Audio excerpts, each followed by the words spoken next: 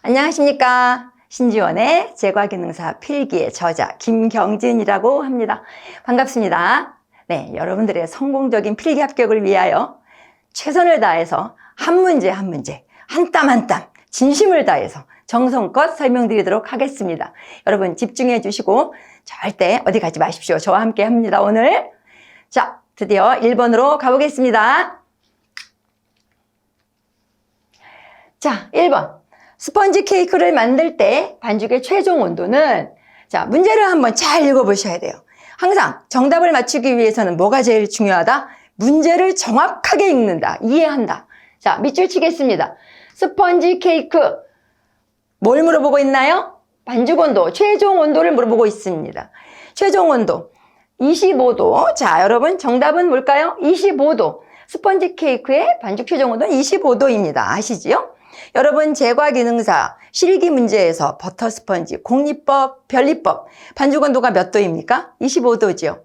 그 밖에 반죽형 문제들도 뭐 파운드라던가 뭐 머핀이라던가 이런 문제들도 반죽 온도는 거의 24도, 25도를 요구하죠.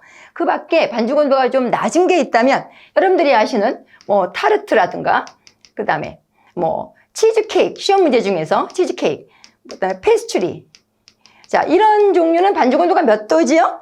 알고 계시죠? 20도. 반죽 온도가 제품에 미치는 영향이 워낙 크니까 반죽 온도를 여기서도 물어보고 있고 저도 많이 강조합니다. 넘어가겠습니다. 2번.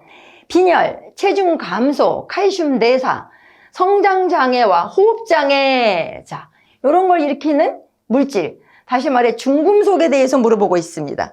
정답은 납입니다. 자, 납중독. 자, 이 문제를 보면서 제가 느꼈습니다. 그 전에 이런 중금속에 대한 물질에 대해서 여러분 시험 문제가 어떻게 나왔었냐면 거의, 자, 수은 중독에 의한 질병이 뭐냐? 또는 카드뮴 중독에 의한 중독이 뭐냐? 자, 이런 문제가 거의 빈번하게 많이 나왔었던 거 여러분들 기출문제에서 많이 푸셨죠? 여기서는 이제 납을 물어보고 있네요, 정답을. 요즘에는 여러분 최신 경향은 납 아니면 마그네슘이에요. 둘 중에 하나에 대해서 많이 물어보고 있고 가끔 구리도 물어보는데 여러분 여기선 정답이 납입니다. 이러한 중금속은 잘 발병도 쉽게 안 하죠. 만성 중독이 많고 치료도 되지 않고 치료가 됐다 하더라도 만성장애를 일으키고 이 후유증까지 큰 아주 위험 물질입니다. 특히 이 납은 어디에 많이 들었을까요? 납이 많이 함유된 토양, 그죠? 분진, 매연, 특히 여러분들 시멘트 이런 거 조심하셔야 됩니다. 요거에 의해서 소화기나 호흡기계를 통해서 우리 몸에 서서히 축적된다고 합니다. 이런 중금속 중독은 여러분들 굉장히 조심하셔야 되고 2번의 정답은 납이었습니다. 3번. 손의 세척 효과가 가장 큰 방법은? 뭐 이런 문제 주면 감사하죠? 하나하나 읽어보실까요? 흐르는 수돗물에 씻는다. 흐르는 수돗물에 비누로 씻는다. 흐르는 우물물에 씻는다. 담아놓은 수돗물에 씻는다. 당연히 흐르는 수돗물에 어떻게? 얼마나? 몇 분? 몇 초? 30초 동안 비누로 씻는다. 천천히 보기 4개를 읽어보시고 가장 적합해 보이는 거를 찍으십시오. 정답 맞죠? 그렇죠? 맞습니다. 다음 문제 넘어가겠습니다. 백색의 결정이며, 백색? 하얀색의 결정이며, 감미도는 설탕의 250배. 감미도 무슨 뜻이죠? 단맛의 정도? 단맛의 정도? 단 정도? 설탕의 250배. 답 나왔어. 설탕의 250배이며 청량음료, 과자, 절임류에 사용되었으나 만성 중독인 혈액독을 일으키는, 자, 여기서 살짝 문제가 어려워 보이는데 사용이 금지돼. 여기서 우리 외운 거 4개 기억나십니까? 4개. 돌신. 저희 책에 있습니다. 돌신 책에. 자, 2번. 사이클라메이트. 자, 3번. 페릴라틴. 글씨가 아주 성격만큼 화려합니다, 여러분. 자, 죄송해요. 에틸렌글리콜. 여러분 저희 신지원 책, 제 필기책에 다 있는 내용들입니다. 자, 돌신. 이거 허용 금지된 감미료 4개 여러분 외워주셔야 돼요. 전부 다. 돌신 몇 배? 250배. 여기 나와 있죠? 250배. 사이클라메이트 몇 배? 30배. 페릴라틴 몇 배? 2000배. 에틸렌글리콜. 요거는 감미도가 있기는 하나 부동액으로 사용하는 그런 재료입니다. 요런 거 정도를 외워주시면 참 감사한데, 자, 허용이 금지됐다고 하니까 이거 4개 중에 하나가 정답이다 이렇게 찍어야 하죠. 근데 이 보기에 돌신과 사이클라메이트가 있으니까 이 4개는 외웠다. 둘 중에 하나다. 자, 250배 돌신. 맞죠? 자, 그럼 롱가리트는 뭐죠?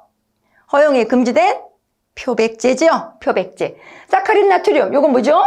요거는 허용이 된 겁니다. 그래서 이게, 자, 허용이 된 건데, 자, 허용이 된 건데, 어디에 많이 쓰이나요? 뻥튀기에서, 뻥튀기. 예, 사카린 같은 거 많이 사용하고 있습니다. 요건 몇 배나 될까요? 요것도 한 500배 정도로 제가 알고 있습니다. 자, 그 다음에, 요 4개 중에서는 금지된 거, 이 4개를 아느냐, 알고 있느냐를 물어보는 그런 문제였습니다. 시험에 자주 나오는 편입니다. 사용이 금지된 감미료, 사용이 금지된 표백제, 이런 거. 자, 넘어가겠습니다. 5번 문제 풀어보도록 하겠습니다. 제과 반죽 시 사용할 물 온도를 구하려 할 때 필요하지 않은 것을 고르시오. 자, 보니까 정답은 딱 보이네요. 스펀지 온도. 자, 우리 요거 이론 공부 한번 하고 가볼까요? 제과 반죽 시, 자, 문제가 제과 반죽에서 물어보고 있습니다. 아하, 알아들었어. 뭘 구하라고요? 물 온도를 구할 때, 사용할 물 온도를 구할 때. 여러분, 사용할 물 온도를 구하는 공식, 또는 얼음 사용량 공식, 마찰 계수를 구하는 공식. 자, 이런 게 왜 중요할까요? 네, 결국은 반죽 온도 때문이죠. 반죽 온도가 제품에 미치는 영향. 어마어마하니까 반죽 온도를 최대한 우리는 맞춰줘야 하고, 그러기 위해서는 반죽 온도를 맞추기 가장 좋은 재료인 물을 온도를 변화를 줘서 맞추는 것이 적합하니까 우리가 구해서 제대로 물을 온도를 맞춰 사용하자, 이런 의도입니다.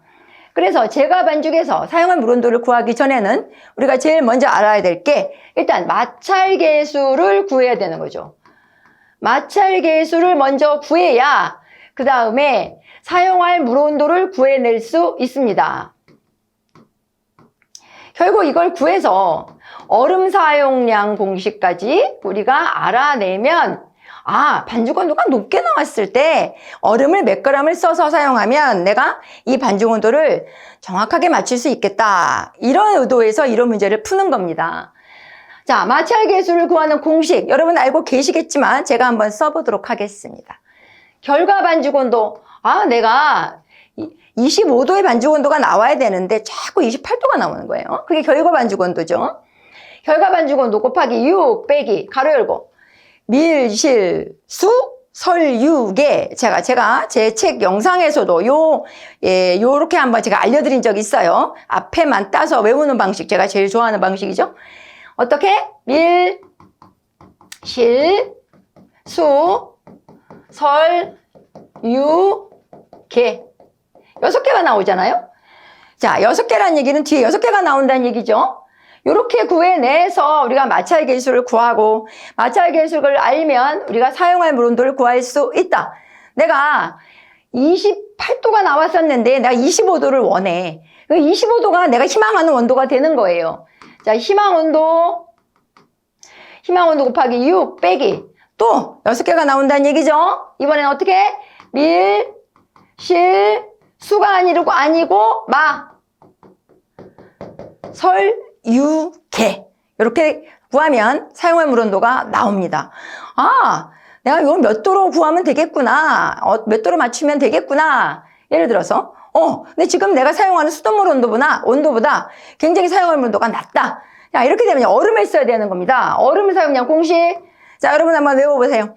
요즘은 얼음 사용량 공식이 시험에 잘 나옵니다. 그럴 수밖에 없는 게, 얼음 사용량 공식을 구할 수 있다면 마찰 계수와 사용할 물 온도는 당연히 구할 수 있다는 거잖아요.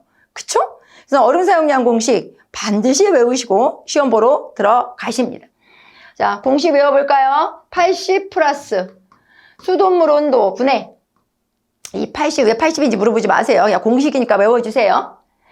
물 사용량 물 사용량. 자, 글씨가 저를 닮아 엄청 화려하고 세련됐죠? 여러분들, 자, 이해해 주시고, 이거 잘 못 알아보시겠다. 자, 저희 책, 필기책, 펼쳐보시면 전부 다 아주 자세하게 나와 있어요. 예제 문제까지 있습니다. 물 사용량 곱하기, 가로 열고, 수돗물 온도 빼기, 사용할 물 온도.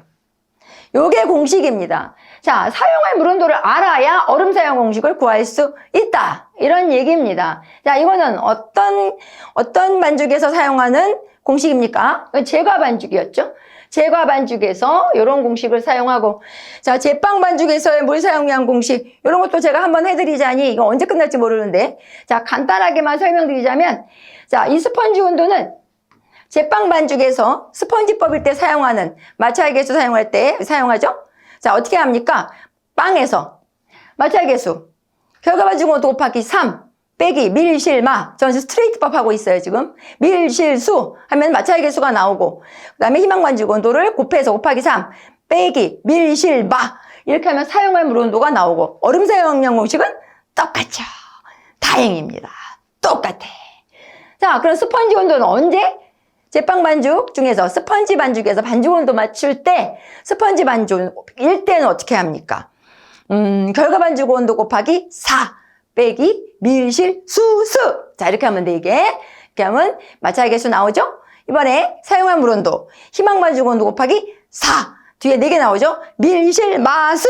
이렇게 하면은 사용한 물 온도가 나오죠? 얼음 사용량 공식 스펀지법에서도 똑같습니다. 요거 제가 방송에서 요렇게 분명히 했을 거예요. 제 습관이니까. 밀실 수수, 밀실 마수 막 이래가면서 제가 제 영상에서 얘기한 적 있습니다. 한번 들어주시는 센스. 자, 정답은 스펀지 온도. 요건 빵에서 사용되는 온도였습니다. 5번. 설명 이해하셨죠? 계산 문제로도 많이 나옵니다. 넘어가겠습니다. 6번. 거품형 반죽 제조 시 문제를 잘 읽으라고 제가 몇 번 강조합니다. 거품형 반죽, 거품형. 자, 반죽의 종류에는 크게 무슨 반죽 있죠? 네, 거품형 반죽과 반죽형 반죽이 있죠. 자, 크게 제가 제 책에 맵을 하나 그려놨었죠. 거품형 반죽, 반죽형 반죽, 그 지도 맵 그래가지고 표를 열심히 만들어서 제 머릿속에서 나오는 그 맵이에요. 한번 봐주시는 센스. 자, 거품형 반죽에는 크게, 자, 거품형 반죽에는 공리법이 있고, 또 변리법이 있고, 그 다음에 시풍법이 있고, 머랭법이 있죠. 자, 이게 거품형 반죽에 대한 종류입니다. 거품형 반죽. 거품형 반죽은 다시 공리법 중에서 더운 공립이 있고, 찬 공립이 있죠. 더운 공립은 어떻게 하는 거죠? 반죽 온도, 자, 43도로 중탕한다. 이 시험 문제 잘 나오죠? 43도. 뭐와 뭐를 중탕합니까? 설탕과 계란을 섞어서 중탕하지요? 중탕했을 때 43도로 맞춰서 우리가 거품을 기계로 또는 뭐 핸드믹서가 됐든 손으로 하기 어려워요, 이거. 기계로 꽉 올리죠? 자, 이게 공리법인데 그 중에서 더운 공리법의 장점이 아닌 것은 여러분 시험 문제는 언제나 아닌 것은입니다. 요즘에 긴 것은 물어보는 문제 거의 안 나옵니다. 요즘에는 왜냐하면은 긴 것은 물어보는 거는 정답이 딱 떨어져서 좋을 것 같지만 너무 좋으니까 너무 문제가 쉬워지니까 아닌 것을 물어봐야 아닌 것을 풀으려면 긴 것은 3개를 알아야 아마 아닌 것을 알아낼 수 있잖아요.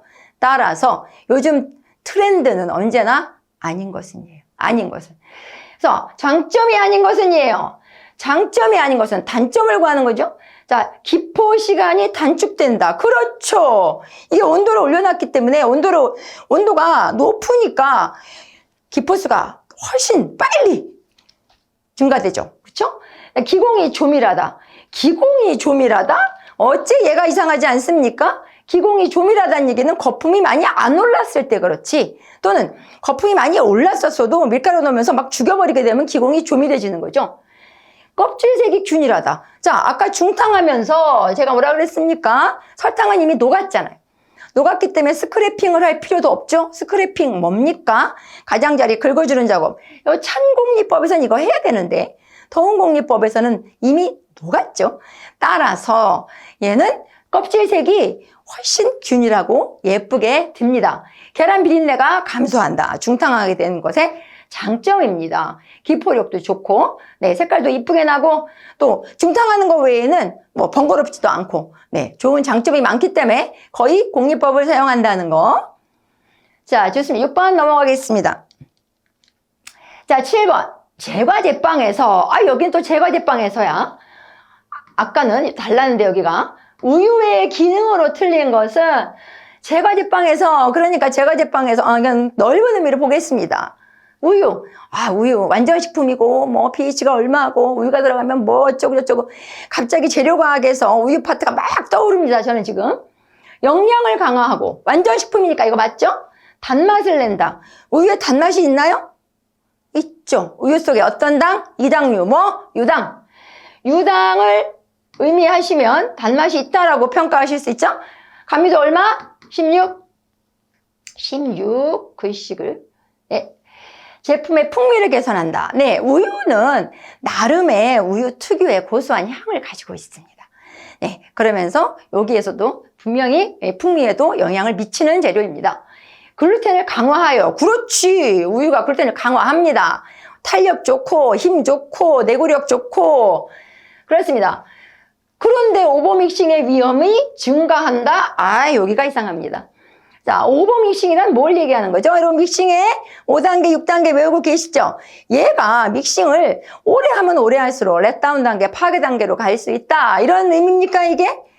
그럴 리가 없죠. 얘는, 우유 속에 우유를 쓰던 분유를 쓰던 우유는 어떤 탄력성을 주면서 흡수율을 증가시키잖아요. 반죽의 흡수율을 증가시킨다. 다시 말해서 반죽이 탄력이 좋으니까 금방 이루어지고 빨리 뭉쳐지고 탄력이 좋으니까 훨씬 더 힘도 좋아지고. 그런데 오버믹싱까지 갈 이유가 없어요. 오히려 저하된다. 증가되는 게 아니라 저하된다가 맞는 정답입니다. 그 다음에 유당의 캐러멜화로 매 껍질색이 좋아진다. 이거 아주 좋은 설명거리가 하나 나왔습니다. 무슨 반응입니까, 이거? 그렇지. 알죠. 자. 메일라드 반응이라고도 하고 마이야르 반응이라고도 하는 겁니다. 얘가 마이야르 또는 메일라드, 어떤 식으로 나올지 몰라요. 단어는 메일라드 또는 마이야르 반응. 이게 프랑스의 과학자가 이게 발견한 건데, 환원당과 플러스 아미노산이 결합하여 뭘 만든다? 갈변 물질을 만든다. 갈변 물질을 만든다. 자, 이런 반응, 메일라드 반응, 갈변 반응이라고 합니다. 자, 우리가 빵색이 갈색이 나는 이유에는 이거 말고 또 하나 아주 대표적인 거 뭐 하나 있었죠? 캐러멜라이제이션. 네, 캐러멜화 반응, 설탕이 별거 5, 60도에서 타서 갈변 물질을 만들고 캐러멜을 만들어 색깔이 변하고 고소한 향을 만들어내는 물질을 만든다. 캐러멜화 반응. 이 두 가지에 의해서 갈변 반응이 일어나서 빵색이 갈색이 된다. 말이 너무 빠른가요? 네, 마이야르 반응 꼭 기억해 주세요. 캐러멜화 반응도 당연히 기억해 주십시오. 정답은 3번. 자, 유당 또는 여기서 이 유당이지요. 네. 환원당, 여기서 환원당이 이 유당이지요. 다 마이야르 반응에 대한 설명이었습니다. 8번. 제가 좀 주방의 벽으로 알맞는 것은 주방벽. 우리 주방 주로 뭐로 되어 있죠? 때 안 타고, 때 잘 안 타고, 그 다음에 청소하기 좋고, 그 다음에 반짝반짝 이쁘고, 요즘은 이걸 장식용으로도 많이 사용하는데, 네, 정답은 타일. 네, 점토를 구워서 만든다고 합니다. 점토를 구워서 얇은 조각으로 만들어서 쪼가리로 만들어서 이어붙이는 거죠. 예, 아주 장점이 많은 재료죠. 화장실이나 부엌에 많이 사용하죠. 이런 문제 좋습니다. 빵 굽기에 사용하는 오븐에 대한 설명으로 틀린 것은 터널식으로 생겼다는 말입니다. 이게 들어가는 입구와 나오는 입구가 다르다. 이거 어디 가면 있어요? 피자집. 한번 가보세요. 피자집이 있어요. 들어가는 입구와 나오는 입구가 다른 오븐 터널 맞습니다. 자, 2번. 컨벡션 오븐은 제품의 껍질을 바삭하게 하고 구울 수 있으며 스팀을 사용할 수 있다. 맞습니다. 우리 컨벡션 오븐 없으면 요즘 빵 못 굽습니다. 컨벡션. 자, 이거 무슨 뜻입니까? 대류. 왠지 어려워 보이는 단어가 나왔는데, 별거 아니에요. 대류. 대류, 뜨거운 열풍을 이용해서 열풍, 뜨거운 열풍, 하나만 빼, 열풍, 뜨거운 바람, 똑같은 얘기죠. 열풍을 이용해서 어떤 팬의 도구가 있어야 돼요. 불어주는 팬 같은 도구가 있고 또 배기 시스템까지 같이 있어야 되는 오븐이 있습니다. 뜨거운 바람으로 골고루 색깔을 들여줄 수 있어요.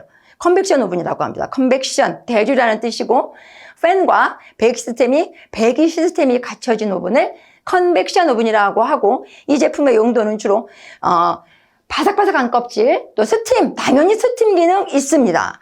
이런 오븐 쓰시면 좋아요. 요즘 이거 많이 사용합니다. 데크 오븐의 열원은 열풍이며 이게 이상하지 이게.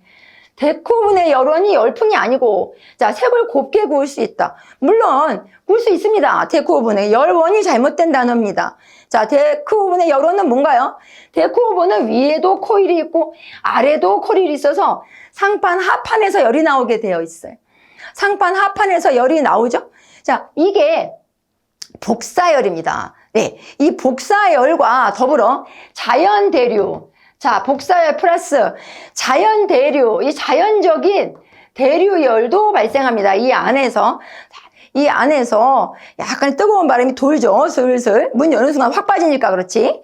자, 여기에 우리가 이제 이런 데크오븐을 사용할 때는 철판이나 식빵틀 이런 철판을 이렇게 판을 이용해서 굽잖아요. 그 판을 통과해서 제품이 구워지잖아요. 자, 이런 열원을 뭐라고 합니까? 전도. 열전도, 대류, 복사 이 세 가지가 어느 정도 골고루 다 복합된 기능 열원으로 사용됩니다. 이 안에 상판, 하판의 열 사이에서 열이 존재하는 거죠. 자, 열풍이 아니다. 그래서 정답은 3번이고 데크오븐의 프랑스 빵을 구울 때는 캔버스, 천이죠.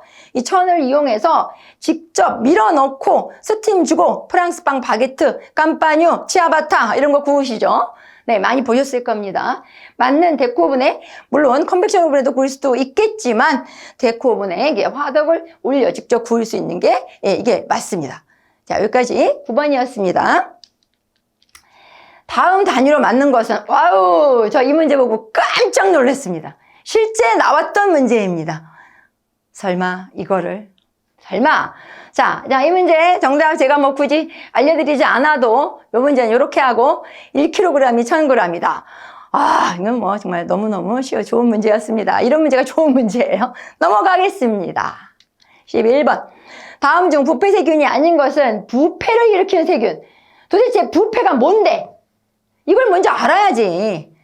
부패. 뭐 썩은 냄새 나는 거 기억나시죠? 한여름에 뭐죠? 생선이 썩는 냄새, 고기가 이상하게 썩는 묘한 냄새 나는 거 있잖아요. 맞습니다.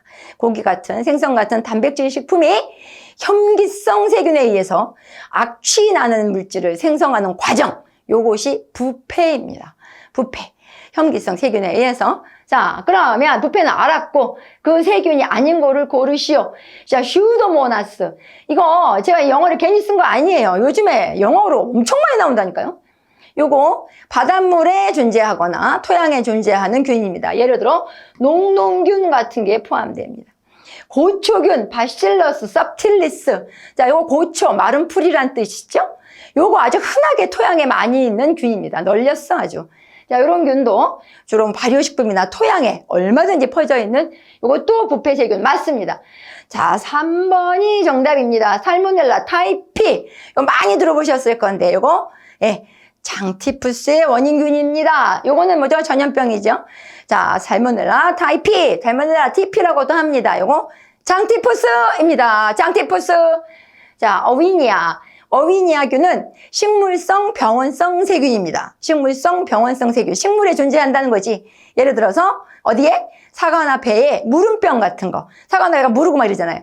그럴 때 발생되는 세균 이름이 자, 어위니아균입니다. 자, 다음으로 넘어가겠습니다. 네, 12번. 우유의 칼슘 흡수를 방해하는 인자는 정답은 4번입니다. 이런 문제 우리 많이 봤었습니다. 과거에. 주로 수산, 옥살산, 시금치에 들어있는 요거를 물어보는 문제가 2000년대 초반에 많이 나왔던 문제였다면 이번에는 또 인을 물어보고 있습니다. 자, 의와 칼슘과 인의 관계는 서로 굉장히 상호 보완적인 관계인데 어느 한쪽에 흡수가 많아지면 어느 한쪽에 흡수율이 또 떨어지는 이런 관계예요. 그래서 인의 흡수량이 많아지면 또는 적어지면 칼슘 흡수를 방해한다. 예, 그런 아주 밀접한 관계가 있는 서로 무기질입니다. 우리나라에서 칼슘과 인의 적정 섭취량의 비율은 1대 1입니다. 이거까지 한번 알고 기억해 주세요. 사실 인의 부족 현상은 나타나지 않아요. 우리나라는 오히려 인 흡수량이 거의 2배까지 가량 간다고 합니다. 오히려 좀 줄여야 하지 않나? 이런 무기질입니다. 여기까지 하고 그 다음 13번. 네, 13번. 초콜릿을 템퍼링하는 이유가 아닌 것은. 자, 일단 템퍼링이 뭔지를 알아야죠. 이 단어는 밀가루의 제분에서도 한번 나온 적이 있고 초콜릿에서 거의 나오죠. 템퍼링, 초콜릿. 이거 모르면 안 됩니다, 절대로. 자, 템퍼링을 하는 이유는 초콜릿 속에 들어있는 카카오 버터가 불안정한 상태잖아요. 얘를 베타형인 안정적인 상태로 만들어주는 작업을 우리가 템퍼링이다. 한마디로 이렇게 얘기합니다. 자, 그 장점은 내부 조직이 치밀해지고 맞습니다. 수축 현상이 일어나서 분리가 잘 되게 된다. 맞습니다. 그렇죠? 이 목적이 참 크죠? 용해성이 좋아져 입안에서 잘 녹는다. 그렇죠. 이래야지 살살 녹아서 아주 입안에서 잘 녹아 들어가야 맛있게 느끼잖아요. 자, 그 다음에 반짝반짝반짝반짝하게 하는 윤기도 템퍼링의 효과입니다.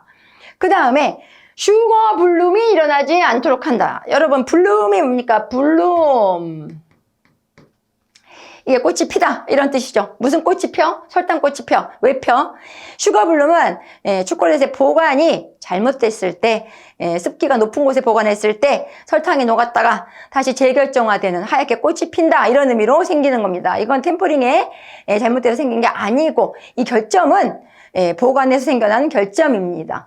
그러면 템퍼링이 잘못됐을 때의 결점은 뭘까요? 팻 블룸이죠. 팻. 자, 팻. 지방이 안정화가 잘못돼서 얼룩덜룩해집니다. 초콜릿 표면이. 이런 상태를 우리가 팻 블룸이라고 하고, 이 정답이 팻 블룸이 일어나지 않게 하고, 이걸 맞았을 건데 슈가 블룸이라고 했기 때문에 이게 잘못된 거고, 초콜릿 지방의 안정화를 위한다. 아까 설명드렸죠? 네, 카카오 버터를 베타형으로 만들기 위한 것이다. 이것이 템퍼링의 이유다. 네. 14번. 유통기한에 대한 설명이 틀린 것은. 유통기한. 여러분, 2023년 1월 1일서부터 유통기한과 소비기한이 표시제가 바뀌었습니다. 유통기한, 사업자 중심의 유통기한에서 소비자 중심의 소비기한으로 바뀌었습니다. 표시가. 그래서 자, 소비기한은 뭐냐? 소비자가 섭취할 수 있는 최대기한이다. 네. 요것은 소비기한에 대한 설명입니다. 소비기한. 정답이 벌써 나와버렸는데 나머지 세 개는 한번 읽어볼까요? 냉장 유통제품은 냉장 온도까지 표시해야 됩니다. 맞습니다. 통조림 식품은 유통기한 되게 중요하죠. 품질 유지기한을 표시할 수 있다. 위생법규에 따라 유통기한을 설정해야 된다. 자, 유통기한, 소비기한. 요즘에 요거 2023년 바뀌었기 때문에 자주 나오고 있는 문제입니다. 다음, 흰자를 올 때 설탕을 넣는 이유. 설탕을 안 넣어서 우리 여러분 머랭 만드시죠? 뭐 1대1로 하던, 1대2로 하던, 뭐 이렇게 머랭 종류 또 제 책에 있습니다. 네, 만들어 보실 수 있을 텐데 여러분 설탕을 안 넣고 머랭을 올려 보셨나요? 부석부석하고 또 부서지면서 뭔가 퍼석퍼석한 느낌이고 덩어리가 지죠? 덩어리가 지면 수분이 나온다 이겁니다. 그죠? 수분이 배출되는데 설탕을 넣음으로써 그 설탕이 수분을 흡수하고 응집력이 좋아지고 또 그 다음에 뭐라 그럴까 이제 단단하게 만들어지죠? 윤기도 나죠? 자, 그러면서 튼튼한 머랭이 만들어지는 겁니다. 머랭 올릴 때 여기 주석산도 좀 넣는다면 더 하고 하얗고 단단해지겠습니다만 설탕을 넣는 가장 확실한 이유는 기포에 안정성을 주기 위함이다. 물론 설탕을 한없이 넣게 되면 질어집니다. 어느 정도 선에서 넣었을 때 아까 같이 얘기했던 점성과 응집력을 도와주니까 그런 작용에 의해서 설탕을 넣죠. 아시죠? 다음 강의에서 뵙겠습니다.